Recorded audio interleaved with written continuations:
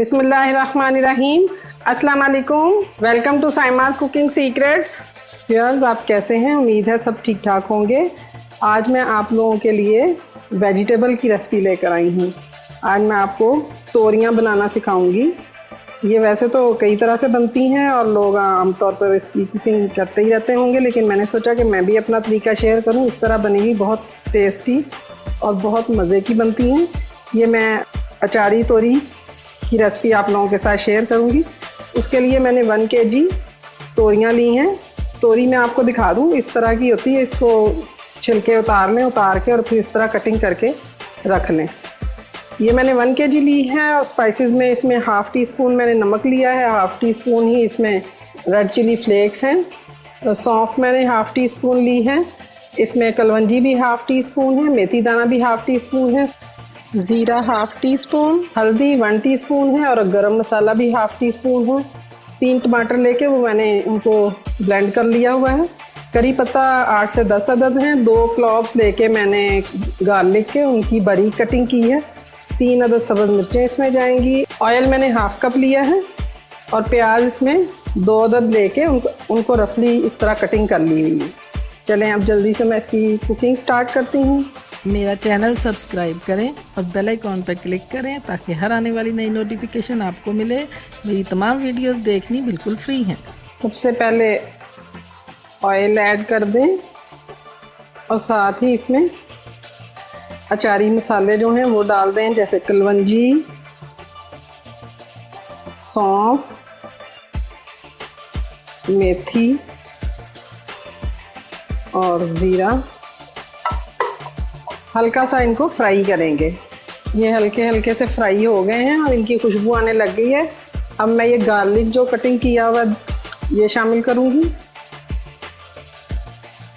Garlic भी light सा golden हो गया है। अब इसमें टमाटर शामिल कर दें। साथ ही इसमें अब प्याज डाल दें, करी पत्ता भी डाल दें, सुरख मिर्च, हल्दी और नमक भी शामिल कर दें। प्याज एज अ वेजिटेबल इसमें यूज़ हुआ है तो इसको ज़्यादा ब्राउन करने की ज़रूरत नहीं है। ये इसी तरह तोरियों के साथ पका हुआ बहुत मज़े का लगता है। गरम मसाला भी ऐड कर दें। अब साथ ही इसमें तोरियां शामिल कर दें। अच्छी तरह से इसको मिक्स कर लें। इसमें किसी किस्म का पानी डालने की ज़रूरत नहीं है। तोरियों ने अपना ही पानी काफ़ी छोड़ देना है। अब 5 मिनट के लिए मैं कवर करके रखूँगी लो फ्लेम पे, ताकि तोरियां अपना पानी छोड़ दें। 5 मिनट हो गए। अब देखते हैं कि पानी कितना छोड़ दिया। ये देखें, तोरियों ने अपना ही पानी थोड़ा थोड़ा सा छोड़ दिया हुआ है। इसी में इसकी कुकिंग हो जानी है। मज़ीद पानी इसमें डालने की ज़रूरत नहीं है। अब 10 से 15 मिनट इसकी कुकिंग करेंगे, जब तक ये अच्छी तरह गल नहीं जाती। मैं इसको कवर करके मीडियम फ्लेम पे इसको रख दूंगी और वक्फे वक्फे से इसमें चम्मच भी चला के देखते रहना। 15 से 20 मिनट हो गए, इसकी कुकिंग हो रही है। अब हम चेक कर लेते हैं। पानी देखें तकरीबन ख़त्म हो गया है और तोरी भी बिल्कुल कुक हो चुकी है, कंप्लीट कुक हो गई है। इसमें इस टाइम में मैं ये सब्ज़ मिर्चें काट के डाल दूँगी। सब्ज़ मिर्चें डाल के इसको अच्छी तरह मिक्स करें और थोड़ा सा फ्लेम हाई कर लें ताकि अच्छी तरह ऑयल अलहदा हो जाए, मसाला सही तरह से फ्राई हो जाए। तोरी अच्छी तरह फ्राई हो गई है। ये देखें, ऑयल बिल्कुल इसमें अलहदा हो गया है। तोरी कंप्लीट कुक हो चुकी है। अब मैं फ्लेम ऑफ कर दूंगी और इसे डिश आउट करती हूँ।